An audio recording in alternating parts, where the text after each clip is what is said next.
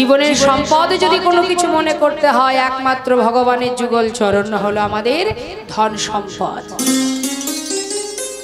এই জগতে যা কিছু আছে সবই অসার, অনিত্য, দুদিনের জন্য আসা। আমার করে আমাদের মূল্যবান জীবনের গোনা দিন ফুরিয়ে যাচ্ছে। ফিরার কালে যখন ফিরে যাব, যাবার সময় আমাদের সঙ্গে ইহজগতের কোনো সম্পদ যাবে না। তাহলে ইহজগতে বাঁচতে গেলে, চলতে গেলে যেটুকু সম্পদ আমাদের আছে সেটুকুই যথেষ্ট। তিনি যতটুকু ভেবেছেন ততটুকু দিয়েছেন। কিন্তু পরপারে যখন যাব, পরমেশ্বর ভগবান করুণাময়, তার কাছে যখন যাব, সেখানে গেলে সেখানে যখন পৌঁছাবো, তার কাছে নিয়ে যাব কি? 84 লক্ষ জনী ভ্রমণ করে সাধের কৃষ্ণ ভজনের মানব জনম। জলজা নবলক্ষানি স্থাবরা বিংশতি কৃমিয়া রুদ্র সংখ্যক পক্ষিণং 10 লক্ষ কম 30 লক্ষানি পশু বানশ্চ 24 লক্ষানি মানবা। কত সাধনার পর এই কৃষ্ণ ভজনের জনম, মনুষ্যকুলে জনম। বলবার শক্তি, দেখবার শক্তি, সেবা দেওয়ার মতো ক্ষমতা, চলার মতো শক্তি, সাধুগুরু বৈষ্ণবকে আলিঙ্গন করা, ভক্তের চরণ ধুলি মাথায় নেওয়া, ভগবানের সেবা দেওয়া, উপযুক্ত জীবন, উপযুক্ত জনম হলো এই মানব জনম। কিন্তু এই জনমটাও পেয়েও যদি আমরা সেই পশুর ন্যায় আচরণ করতে থাকি, তাতে আর আমাদের পার্থক্য থাকলো কি? তাই তো বৈষ্ণব মহাজন বললেন, সময় করিয়া পথটি ধরিয়া যেবা চলে দ্রুত গতি, সময়ের শেষে অনায়াসে সে যেন চলে যায় আপন বাসা। হে জীব, সময় কারোর জন্য বসে থাকে না। আমরা সময়ের অধীনে চলি, আমাদের অধীনে সময় চলে না। তাই সময়ের অধীনে যেহেতু আমাদের থাকতে হয়, সময়ের সাথে সাথে আমরা যদি আমাদের আসল কাজটা না করতে পারি, তাহলে কি হবে? ভবেই মনুষ্যকুলে জন্ম পাওয়া, এই আশা আর যাওয়াটাই বিফল হয়ে যাবে। সংসার জীবনে তোমার যা দায় দায়িত্ব কর্ম আছে, যেগুলো সন্তানের প্রতি, পরিবারের প্রতি করছো, পালন করো, তাতে কোনো অসুবিধা নেই। কিন্তু তার সাথে সাথে নিজেরও কিছু কাজ আছে, শুধুমাত্র নিজের জন্য। নিজে যখন এসেছি তখন একা এসেছি, সাথে তো কেউ আসেনি। যে কথা দিয়ে এসেছি সেই কথা যদি রাখতে না পারি, ফিরে যাবার পরে জবাবটা আমাকেই দিতে হবে। আমার পাশে যারা আছে, এখন বর্তমানে এই সংসারে যারা আছে, তারা কেউ জবাব দেবে না। তাহলে নিজের চিন্তাটা তো আগে করতে হবে, যে সেখানে গিয়ে বিচার সবাই বসলে আমি কি উত্তর দেব। কি করেছো? বলবার বদন পেয়েছো, সেবা দেওয়ার মতো হাত পেয়েছো, দেখবার নয়ন পেয়েছো, বিশ্ব ব্রহ্মাণ্ডকে দেখছো, কিন্তু এমন কৃষ্ণ ভজনের জন্ম পেয়ে ভগবত সেবা করেছো, তাকে ভালোবেসেছো, তাকে ডেকেছো, তার সেবা দিয়েছো। হরি বল। ইহ জগতে আমাদের যে কর্ম, সেই কর্ম যদি আমরা করতে না পারি, তাতে যেমন অপরাধ, ঠিক তদ্রূপ যেখান থেকে আমাদের আশা, আমাদের আসল ঠিকানা যেখানে, আমাদের আসল ঠিকানাটা তো এটা নয় মা। দেখতে দেখতে সময় চলে যাচ্ছে, অভিনয় মঞ্চের সময়, তাই তো? এটা তো একটা অভিনয় মঞ্চ, সংসারটা একটা অভিনয় মঞ্চ, যাত্রা মঞ্চ, যেখানে বিচিত্র বিচিত্র নাটক হয়। সংসার জীবনটা তাই, বিচিত্র নাটকের মধ্যে নাটক করবার শেষ হবে যখন, আমাদের গোনাদিন ফুরাবে যেদিন, শেষ নিঃশ্বাস পরিত্যাগ হবে যেদিন, সেদিন আমাকে নিজের ঘরে ফিরে যেতে হবে। তাই মহাজন বললেন, কৃষ্ণ ভজিবার করে সংসারে আইনো। কি জন্য এসেছি আমরা? কৃষ্ণ ভজন করব বলে। কোথায় এসেছি? সংসারে এসেছি। তাহলে সংসার তো আমরা করিনি মা। আমরা যেখানে এসেছি সেখানে আগে থেকে সংসারটা ছিল। অনেকে ভুল করে দেখবেন, কথার ছলে বলে ফেলে, আর বলিস না ভাই, সংসার করেছি, সংসারের মধ্যে থাকতে গিয়ে ভগবানের নাম করব কি করে? সংসার বসিয়েছি, সংসার করেছি, কিন্তু ভেবে দেখো তো, আদৌ কি তুমি সংসার করেছো? তুমিও করনি, তোমার পিতাও করেনি। সংসার আগে থেকে ছিল, তুমি সেখানে এসেছো। আবার তুমি যখন মারা যাবে, সংসার তোমার পিছন পিছন চলে যাবে না, সংসার সংসারের জায়গায় থেকে যাবে, তোমাকে ফিরে যেতে হবে। তাই সংসার আমিও করিনি, আমি এসেছি সংসারের মধ্যে। আবার আমার পিতা, সেও এসেছে সংসারের মধ্যে। সংসার আমরা কেউ করিনি। এসেছি কেন? কৃষ্ণ ভজন করব বলে কথা দিয়েছি। ভগবানের সেবা করব, তার নাম করব, তাকে ভালোবাসবো। কৃষ্ণ দাস। আমাদের পরিচয় কি? আমরা কৃষ্ণ চরণের দাস। এ কথাটা কে বলেছিল? মহাপ্রভু নিজে বলেছিলেন। কাকে বলেছিলেন? ষড় গোস্বামীর মধ্যে একজন গোস্বামী, যার নাম সনাতন গোস্বামী। নিতাই গৌর হরি। মায়েরা ষড় গোস্বামীর নাম জানেন? জয়রূপ সনাতন ভট্ট রঘুনাথ, শ্রীজীব গোপাল ভট্ট দাস রঘুনাথ। তা এই যে ষড় গোস্বামীর মধ্যে এক গোস্বামী, যার নাম সনাতন গোস্বামী। হরে কৃষ্ণ। বাবা হাতটা নামান নিচে। মায়েদের কাছে আমার নিবেদন, কথা বলবেন না। হরে কৃষ্ণ। কেউ কথা বলবেন না, এটা কথা বলবার জায়গা নয়। বারবার বলছি, কথা বলবেন না কেউ। কীর্তন ভালো না লাগলে এক পা দুপা করে চলে যাবেন, কিন্তু কথা বলবেন না, তাতে আপনারই অপরাধ। তা বাবা সনাতন গোস্বামী ছিলেন মস্ত বড় জমিদার। ধন অর্থের অভাব ছিল না তার। জমিদার, আগেকার সময় জমিদারের কেমন ধন ঐশ্বর্য থাকতো মা। সেই জমিদার সনাতন গোস্বামী একদিন সর্বস্ব পরিত্যাগ করে একটা কম্বল হাতে করে নিয়ে ঘর থেকে পথে নেমেছিলেন। কেন, কি জন্য? তার ভিতরে একটা প্রশ্ন জেগেছিল যে পৃথিবীতে সবই তো আমার, কিন্তু আমি কার? নিতাই গৌর হরি বল। আমি কার? সবই তো আমার। আমার আমার করে আমরা মারামারি কাটাকাটি করছি না? হ্যাঁ, ছেলে আমার, মেয়ে আমার, স্বামী আমার, বাড়ি গাড়ি বিষয় সম্পদ সবই আমার। এই আমার আমার করতে করতে কৃষ্ণ বলার শব্দটা, এই কৃষ্ণ শব্দটা উচ্চারণ করার সময় হচ্ছে না। আমার কতক্ষণে আমার করে রাখতে পারবো, কতক্ষণে নিতে পারবো, কতক্ষণে অন্যের থেকে আমি সুখী হব, এই চিন্তা ভাবনা আমাদের মধ্যে দিনের পর দিনগুলো পার করে দিচ্ছে। কিন্তু একবারও কোনোদিন চিন্তা করেছেন পৃথিবীতে সবই তো আমার, আমি কার? অর্থাৎ তোমাকে প্রকৃত কে ভালোবাসে? তুমি কার? এই জগতে যাদেরকে নিয়ে বসে আছো তাদের, না অন্য কারোর? ভেবে দেখো। সন্তান তোমাকে ততক্ষণ ভালোবাসবে যতক্ষণ তুমি তার জন্য করতে পারবে। স্বামী তোমাকে ততক্ষণ ভালোবাসবে যতক্ষণ তুমি তার জন্য করতে পারবে। এই পরিবার সংসার জীবনে যারা যারা আছে, এর মধ্যে শুধু আছে মোহ আর মায়া। অর্থাৎ মায়া কতক্ষণ থাকে? দিতে পারলে মায়া, না দিতে পারলে মায়াও থাকবে না। তাহলে যাকে আমি দেব না তথাপিও সে আমাকে ভালোবাসবে, যার চিন্তা করব না তবু সে আমাকে ভালোবাসবে।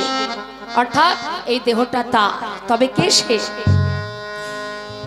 সারা জীবন যার কথা চিন্তা করার সময় হয় না মা। ভগবানের দাস না হয়ে যার দাস হয়ে বসে আছি আমরা, মায়ার দাস। অসার বস্তু, অনিত্য বস্তুকে নিয়ে দিন কাটাচ্ছি। কিন্তু কেউ তো তোমার সঙ্গের সাথে হবে না। হবে কি?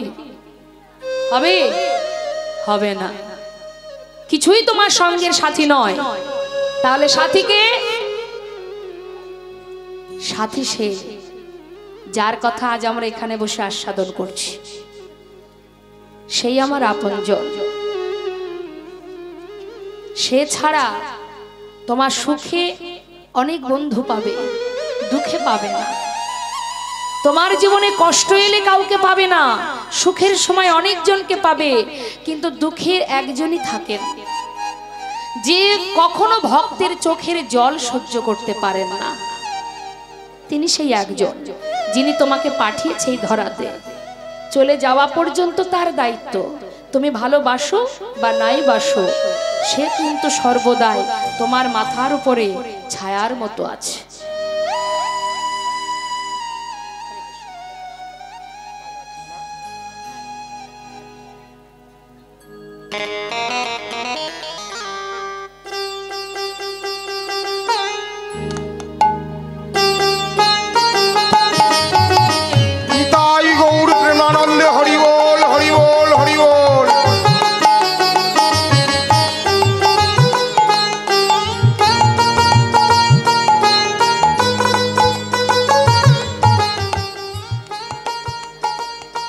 তাই তো বৈষ্ণব মহাজন বললেন, সময় থাকতে নিজের জনকে জানতে শেখো। নিজের জনকে সেটা সময় থাকতে জানতে গেলে আমাদের একটাই জায়গা, সেটা হলো গুরুচরণ আশ্রয়। একমাত্র গুরুদেবী পারবে তোমার কর্ম কি, কি তোমার করণীয়, কি তোমার আসল ঠিকানা, কি তোমার পরিচয়, কে তোমার আপন, কে তোমার পর, সেই পথ দেখাতে, সেই ঠিকানা জানাতে তিনিই একমাত্র পারেন। তাই বৈষ্ণব মহাজন বললেন, ব্রহ্মাণ্ড ভ্রমিতে ভ্রমিতে যদি কোনো ভাগ্যবান জীব গুরু কৃষ্ণের প্রসাদে পায় ভক্তিলতা বীজ, মালি হয়ে সেই বীজ করে আরোপণ, শ্রবণ কীর্তন জল করায় সিঞ্চন, ক্রমে ক্রমে বাড়িলতা ব্রহ্মাণ্ড ভেদি যায়, বিরজা ব্রহ্মাণ্ড ভেদি পরম ব্রহ্ম পায়, তদুপরি যায় লতা গোলক বৃন্দাবন, শ্রীকৃষ্ণ চরণ কল্প বৃক্ষে করার। গুরু ছাড়া এ জগতে তোমার ঠিকানা দেখানোর মতো আর কেহ নাই। যদি এক পা এগিয়েছো পিছন থেকে ডাকবে, যেও না এই পথে যেতে নেই। একমাত্র সদ্গুরু যিনি আছেন তোমাকে সঠিক পথের ঠিকানা দেখাতে। তাই তো বৈষ্ণব মহাজন বললেন, ওরে কি লাগিয়া আইলি ভবে মনে রে, কি লাগিয়া আইলি ভবে মনুষ্য জনম। কি বললে? এমন এমন মানব জনম। সবাই পেয়েছি আমরা মানব দেহ। মহাজন বললেন, দেখো পেয়েছো মানব জনম, কিন্তু সংসার জীবনে যে কর্ম করছো সেটা হলো ভূতের কাজ। মনুষ্য জনম পাইলে কি হয়, করহ ভূতের কাজ। মনুষ্য জনম পাইলে কি হয়, করহ ভূতের কাজ। তা না হইলে কখনো কি তুমি বলো গোবিন্দের নাম। তা না হইলে কখনো কি তুমি বলো গোবিন্দের নাম। অগদিবস রজনী তাবল তাবল পাচাল পড়িতে পার। দিবস রজনী তাবল তাবল পাচাল পড়িতে পার। বল তাহার ভিতরে কখনো কি তুমি, তাহার ভিতরে কখনো কি তুমি গোবিন্দ বলিতে নর, গোবিন্দ বলিতে নর। ওই না তাহার ভিতরে কখনো কি তুমি গোবিন্দ বলিতে নর, মনিরে গোবিন্দ বলিতে নর। বাবা, পাঁচজন রমণী যদি এক জায়গায় হয়, সেখানে কি কৃষ্ণ কথা হয় মা? আন কথা হয়, পরনিন্দা, পরচর্চা, পর সমালোচনা, তার মধ্যে কৃষ্ণ কথা হয় না। তাই তো শাস্ত্রে বললেন, দিবস রজনী আবল তাবল পাচাল পড়িতে পারো, তাহার ভিতরে একবারও কি কৃষ্ণ বলিতে না। শুধু তাই না, শোনো শোনো, ধনী দিয়া বুঝি সমান এড়াবি, জমি কি ছাড়িবে তোরে। ধন দিয়া বুঝি ওই সমান এড়াবি, জমি কি ছাড়িবে তোরে। জমির করাতে সবাইকে যেতে হবে, তাই না? সমন অর্থাৎ কাল, কালের কবলে সবাইকে পড়তে হবে। মৃত্যু সবার জীবনে আসবে, কিন্তু কখন আসবে কেউ জানে না। তাই সেই সময়টা যদি এখন আছে, একটু পরে তো নাও থাকতে পারি, সময় চলে আসতেই পারে। তাহলে আমাদের করণীয়টা কি? বলছে, তোমার যদি অর্থ থাকে, তুমি যে অর্থের পিছনে ছুটছো সারা জীবন ধরে, সেই অর্থ যদি তোমার কাছে কোটি কোটি টাকাও থাকে, তুমি কি জমকে আটকাতে পারবে? পারবে না। আহা, ধনী দিয়া বুঝি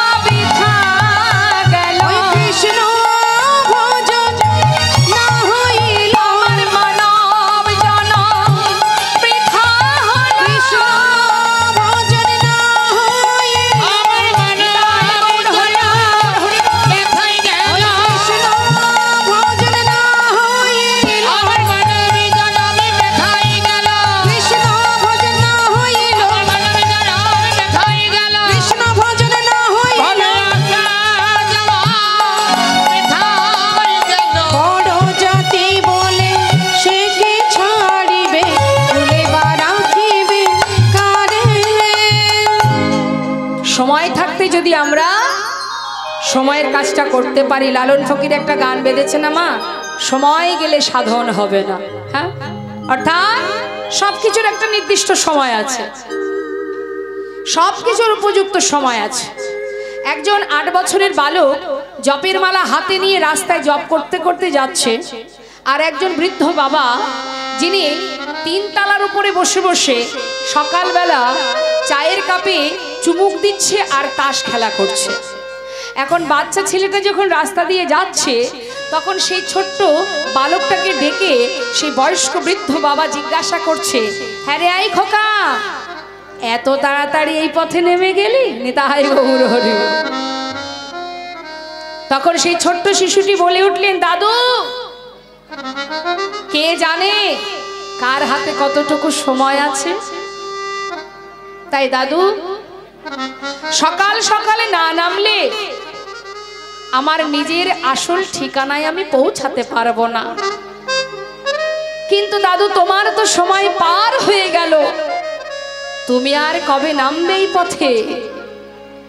তা এই জগতে এমনও কোনো ব্যক্তি আছে যারা এখনো পর্যন্ত ভগবানকে ভালোবাসা তো দূরের কথা, ইহ জগতে সংসারের মোহ মায়ার মধ্যে ডুবে আছে, যারা গোবিন্দ ভজন করে না, যারা নাস্তিক ব্যক্তি। বৈষ্ণব মহাজন বললেন, সবকিছুর উপযুক্ত সময় আছে, যা করতে হয় সময় থাকতে। শিশুকালে কৃষ্ণ ভজে, কৃষ্ণ পাওয়ার আসে।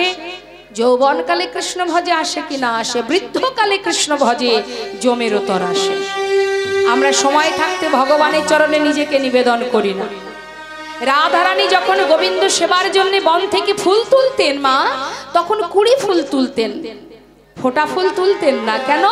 ফোটা ফুলের মধ্যে ভ্রমর বসে, মধু পান করে ফুলকে উচ্ছিষ্ট করে দেয়, যে ফুল আমার গোবিন্দ সেবায় লাগবে না। তাই তিনি 20 ফুল তুলতেন। আর ওই 20 ফুল যখন গোবিন্দ চরণে নিবেদন হতো, তখন সে গোবিন্দ পরশ পেয়ে সে পূর্ণ প্রস্ফুটিত হয়ে উঠত। আর প্রস্ফুটিত হওয়ার সাথে সাথেই গোবিন্দ সেবায় লেগে যেত। নিতাই গৌর হরি বল। তাই শিশুকাল থেকে সন্তানকে ভক্তিপথে নিয়ে যেতে হয়। কৃষ্ণ পদে কৃষ্ণকে চেনানো, কৃষ্ণকে বোঝানো, এটা হয় মা বাবার দায়িত্ব শিশুকাল থেকে। তাই বৈষ্ণব মহাজন বললেন, ওরে সময় করিয়া পথটি ধরিয়া, যেবা চলে দ্রুত গতি, সময়ের শেষে অনায়াসে সেজনে চলে যায় আপন বাসা। কলিযুগে কোনো কষ্ট নেই আমাদের ঘোর কলিযুগে বৈষ্ণব মহাজন শাস্ত্রে বললেন, যদি মহামন্ত্র কেউ জপ করতে পারে, হরিনাম মহামন্ত্র, যেভাবে থাকো, যেখানে থাকো, যেমন থাকো, বদনে হরিনাম করো, চলতে পথে হরিনাম করো, হাতে কর্ম করো, মুখে হরিনাম করো। হরিনাম করবার জন্য স্থানকাল পাত্রের কোনো দরকার নেই। তুমি হরিনাম যে অবস্থায় থাকো না কেন, যদি তুমি হরিনাম করতে পারো, সেই মুহূর্তে তোমার ভিতর বাহির পবিত্র হয়ে উঠবে। শাস্ত্রে বললেন, অপবিত্র পবিত্র বা সর্ববস্থাঙ্গত পিবা যৎসারি পুণ্ডরিকাক্ষ সবার অভ্যন্তর সূচি। তাই হরিনাম করতে কোনো বাধা নেই, কোনো স্থান কাল পাত্রের দরকার হয় না। কলিযুগে শুধু হরিনাম। কৃত্যে যদ্ধায়তে বিষ্ণু, ত্রেতে যজ্জতে মক্ষ, দাপরে পরিচর্যং কলো তদ্ধরি সংকীর্তন। তাহলে সমস্যা কোথায়? চলবো, কর্ম করব, অর্থ উপার্জন করব, মুখে হরিনাম করব। তাতে কি হবে? সংসারে তোমার যে দায়িত্ব সেটাও পালন হবে, এদিকে তোমার কৃষ্ণ ভজন হবে। নিতাই গৌর হরি বল। তো আজ এখন আমরা সবাই হরিবাসরে এসেছি, সাধুর বাজারে সাধু সঙ্গ করছি। একবার এই সুন্দর হরিবাসরে বসে আমরা সবাই মিলে, এখানে বৃন্দাজি তুলসী দেবী আছেন, আসুন আমরা সবাই মিলে ভক্তি রানী তুলসী দেবীর চরণ স্মরণ করে অনাদি আদি গোবিন্দের চরণে আমরা নিজেদেরকে নিবেদন করি। সবাই মিলে একবার মহামন্ত্র জপ করব। দুটি বাহু তুলে দেখে হাত তুলতে হবে সবাই মিলে। আমি চাইবো হরিনাম সবাই করবেন। হরিনাম যদি কেউ ভাবেন করব না, তাহলে তারই অপরাধ হবে। কারণ মহামন্ত্র এই যে সংকীর্তন সকলে একসঙ্গে গাওয়া হয়, তাই যার যার নিজের কর্ম নিজেকেই করতে হবে। সবাই মিলে যার কণ্ঠে যতটুকু সুর আছে উচ্চস্বরে হরিনাম একবার মহামন্ত্র জপ হয়ে যাক। সবাই আমি গাইব, তারপরে আপনারা গাইবেন। দু হাত তুলে, মায়েরা একবার হাত তুলুন, বাবারা সবাই তুলুন। একবার হাত তুলতে লজ্জা করছে?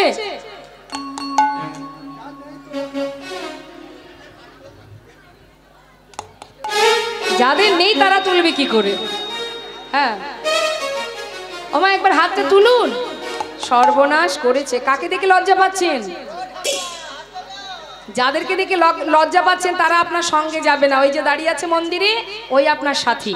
হাত তুলুন, তুলুন তুলুন তুলুন, হাত তুলুন। হ্যাঁ সবাই মিলে গাইবেন হরে কৃষ্ণ। আমি শেষ করি, আপনারা শুনে নিন, তারপরে গাইবেন। হরে কৃষ্ণ কৃষ্ণ কৃষ্ণ হরে হরে, হরে রাম হরে রাম, রাম রাম হরে হরে। বলুন হরে কৃষ্ণ। হ্যাঁ বাবা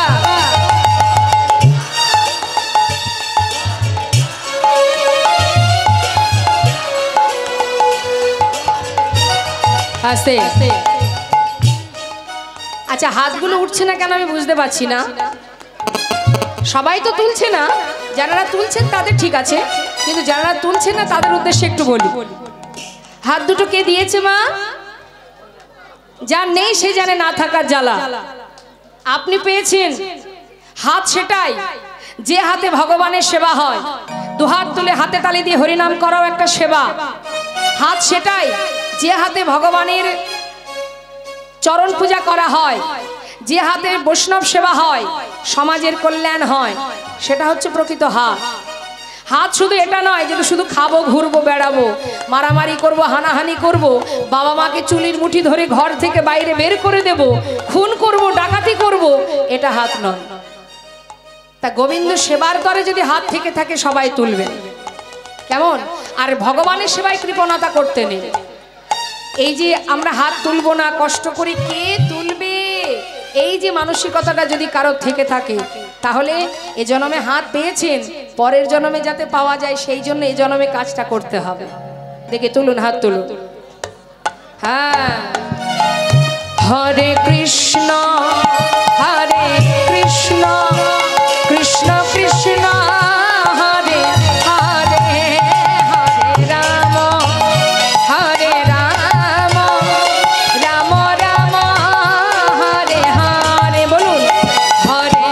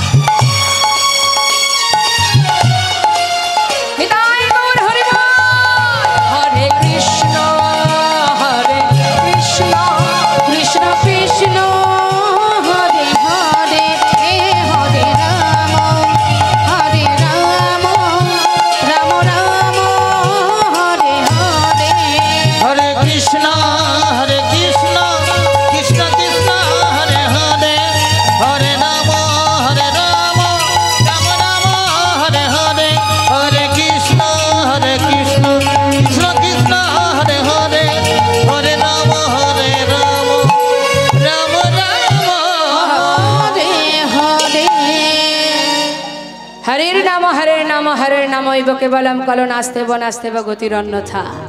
নাম ছাড়া কলিজীবীর নাহি আর ধর্ম, সর্বধর্ম সার নামে শাস্ত্র মর্ম। তাই আজ বৈষ্ণব মহাজন বললেন, যদি কেউ হরিনাম গাইতে পারে তার কি হবে, আর যদি কেউ হরিনাম শ্রবণ করে তার কি হবে। অনেকে আছে যারা কথা বলতে পারে না, যারা বোবা, বাক শক্তি নেই, বনের পশু যারা, তারা তো কথা বলতে পারে না। মনুষ্যকুলে এমনও জাতি আছে, মানব জাতি, কিন্তু তার বাক শক্তি নেই। এমনও যদি মানুষ থেকে থাকে যে কথা বলতে পারে না, শাস্ত্রে বললেন কথা যদি বলতে না পারে দুঃখ নেই, যদি নাম শ্রবণ করে সে উদ্ধার হয়ে যাবে। কারণ হরিনাম শ্রবণ করলে মঙ্গল, হরিনাম যদি কেউ শ্রবণ করে, নববিধা ভক্তির মধ্যে প্রথম কথাটা কি আছে? শ্রবণং মঙ্গলম, অর্থাৎ শ্রবণ করো, কান দিয়ে শুনতে হবে। এখানে যদি আপনারা বসে আছেন এখানে, তাহলে মা কান খোলা আছে, মন যদি বাড়িতে থাকে 3 ঘন্টা ধরে আমি যাই বলি না কেন কিছুই কানে ঢুকবে না। তাই মন দিয়ে কান দিয়ে শ্রবণ করতে হবে। শ্রবণ করলে কি হবে? নাম শ্রবণ করলে কি আছে? উপকারটা কি? আমরা যে কোনো জিনিসের পিছনে একটু লাভ খুঁজি না? যেখানে লাভ আছে সেখানে যাব। অনেকে বলে কীর্তন শুনে কি হবে? কীর্তন যে শুনবো, বাড়িতে ঘুমিয়ে থাকলে শরীর ভালো থাকবে, সকালবেলা আবার কাজে যেতে পারবো, আবার পয়সা রোজগার করতে পারবো, তাই না? কে জানে পরের দিন সকালটা আমি দেখতে পাবো কিনা? কেউ বলতে পারবো? তাহলে হরিনাম শুনতে আমরা আসছি না কেন? পরের দিন সকালে কাজে যেতে হবে। কীর্তন শুনলে তো আর খাওয়া হবে না, পেট ভরবে না। অনেকে বলে, যারা বোকা তারা বলে কি কীর্তন শুনলে পেট ভরবে না রে ভাই। অনেকে বলে দিদি যাবি কীর্তন শুনতে? ওরে না রে, কীর্তন শুনতে গেলে হবে সকাল সকাল উঠতে হয়, আমার আবার শরীর খারাপ করে রাত জাগলে।